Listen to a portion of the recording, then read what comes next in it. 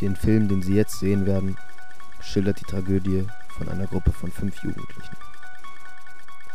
Sie ist umso tragischer, da sie noch jung waren. Doch selbst wenn sie noch wesentlich älter gewesen wären, hätten sie nie erwartet, geschweige denn sich gewünscht, etwas derart krass Perverses zu erleben, wie an jenem Tag.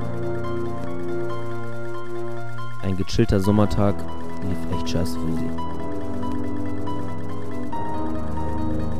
Seit 10 Jahren hängen die Akten ungelöst in den Aktenschränken rum. Einige Beweisstücke, 1300 an der Zahl, wurden im Haus der Hewitts geborgen.